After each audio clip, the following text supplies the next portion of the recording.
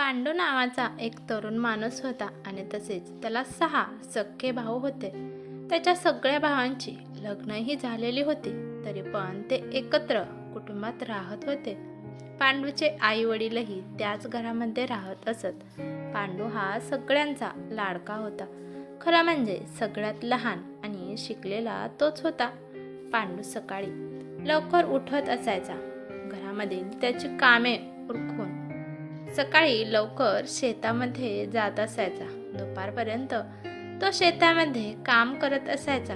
मग तो घरी येऊन जेवण करून आणि घरचे जे असतील ती कामे करून तो संध्याकाळी देवळामध्ये जायचा आणि तो मंदिरामध्ये गेल्यावर तिथे कथा, कीर्तन व प्रवचने ऐकत असायचा. एकदा एक पुराणिक बुवा कीर्तन करत असताना म्हणाला, जग हे खूप स्वार्थी आहे. या जगामध्ये कोणी कोणाचा विचार करत नाही.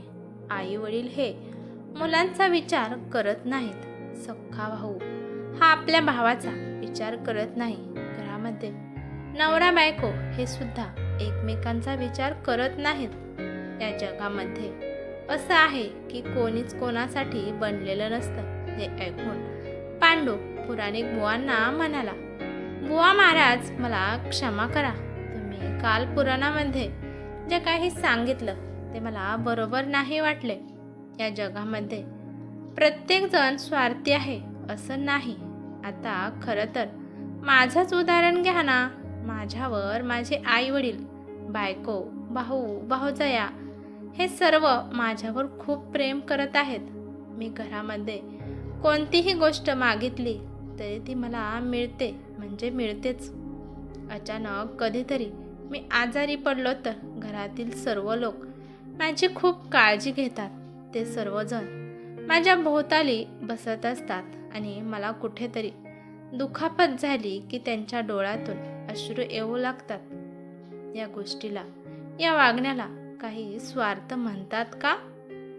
तर त्या पुराणिक बाबांनी हे सर्व काही शांतपणे ऐकून घेतले आणि ते म्हणाले, होय, तुझं बरोबर आहे. जोपर्यंत त्यांना स्वतःला झीज पडत नाही, जोपर्यंत त्यांचा स्वार्थ आड येत नाही, तोपर्यंत हे सर्व काही ठीक आहे.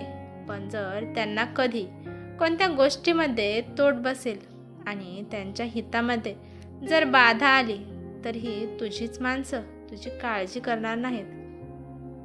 अचानक एखादा मोठं संकट कोसळलं तर ते स्वतःची कातडी बचावतील, पण ते तुला वाचवणार नाहीत.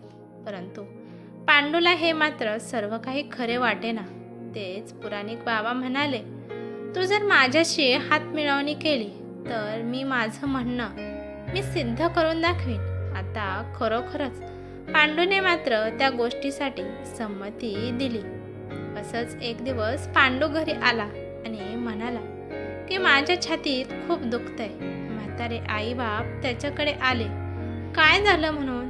त्याचे भाऊ काम सोडून त्याच्या सेवेला लागले, तर भाऊजही सर्व स्वयंपाक सोडून त्यांच्या सेवेला लागल्या आणि पांडूची बायको ही त्यांच्या बेडजवळ बसली. पांडू मनातच म्हणाला की आता पुराणिक बाबाला यांचं माझ्यावरचं प्रेम पाहून, परंतु त्यांची शुश्रूषा काही पांडूला वाचवू शकले नाही.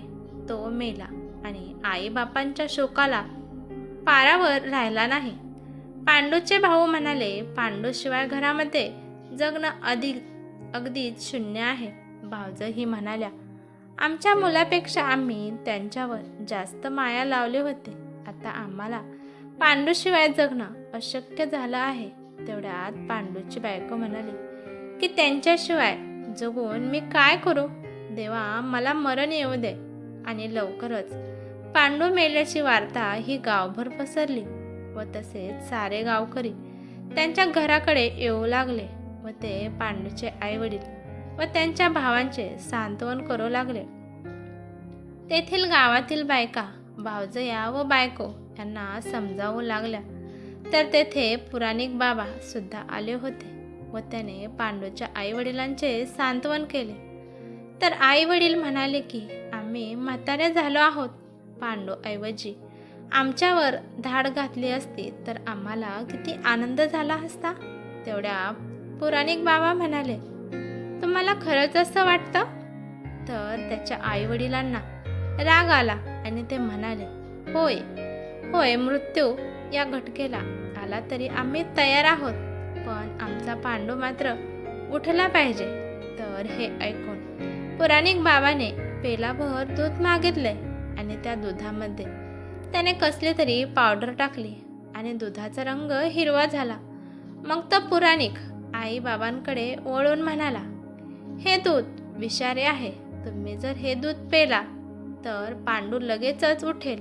आणि आता पांडूच्या आईवडिलांना प्रश्न पडला आणि आता ते विचार करू लागले होते.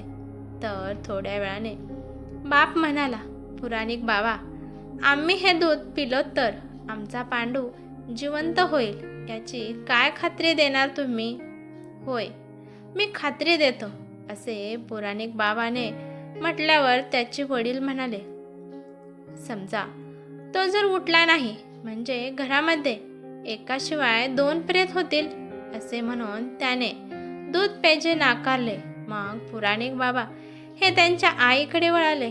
पांडूची आई म्हणाली की मी म्हातारी झाली आहे, मला मरणाचं काही वाटत नाही, पण मी मेले तर माझा नवरा आणि नातवंड यांना कोण बघेल? पुराणिक बाबा हे त्यांच्या भावाकडे वळाले.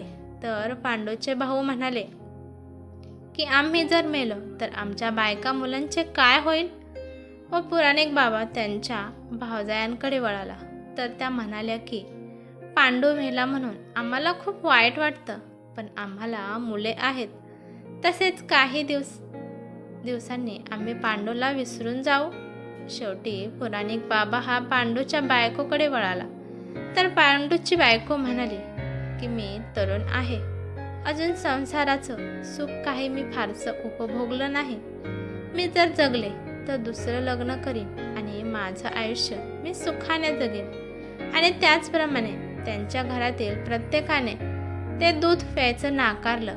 तर पुराणिक बाबा म्हणाले की तुमचा पांडूवर तुमच्या प्राणापेक्षा जास्त जीव प्रेम नाही. तुम्हा सगळ्यांना तुमचा जीव वाचवायचा आहे. माझं पांडूवर प्रेम आहे म्हणून हे दूध मीच पिऊन टाकतो, म्हणजे पांडूचा जीव वाचेल. असे म्हणून तो ते हिरवे दूध प्यायला आणि काही क्षणातच पांडू हा जिवंत होऊन उठला. पण काय असं नवल घडले? पुराणिक बाबा देखील मेला नाही. पुराणिक म्हणाला, मला पांडूला दाखवून द्यायचं होतं की त्यांचे आई वडील, भाऊ, भावजया, बायको हे कोणाचं जीव आपल्यासाठी गमावणार नाहीत. हे तर सारे त्याच्या स्वार्थामध्येच गुरफटलेले आहेत. ते मी सिद्ध केलं. आणि दूध ते विषारी नव्हतं, पांडूही मेला नव्हता, तो आमचा दोघांचा डाव होता. तेव्हा पांडू म्हणाला, मी मेलो आहे असं वाटलं तेव्हा तुम्ही सगळ्यांनी माझ्या दुःखाचं नाटक केलं. तुमचं कोणाचंही माझ्यावर तुमच्या जीवापेक्षा जास्त प्रेम नाही. तेव्हा तुम्हा सर्वांना माझा राम राम. असे म्हणून पांडू हा पुराणिक बाबांबरोबर निघून गेला. तेव्हापासून तो पुराणिकाचा शिष्य झाला आणि त्याने आपले सर्व आयुष्य ध्यानधारणेत घालवले. तर तुमचे याबद्दल काय मत आहे? जगामध्ये प्रत्येक माणूस हा त्याच्या स्वार्थासाठी माणसांचा उपयोग करून घेत असतो. प्रत्येक माणसाला आपल्या स्वार्थाचा अहंकार वाटायला लागतो. म्हणूनच तर असे म्हटले आहे की माणूस हा खूप स्वार्थी आहे. ही कथा तुम्हाला कशी वाटली ते मला कमेंट करून नक्की सांगा. कथा आवडली तर लाईक शेअर नक्की करा आणि चॅनलवरती नवीन असाल तर सबस्क्राईब करायला विसरू नका. धन्यवाद.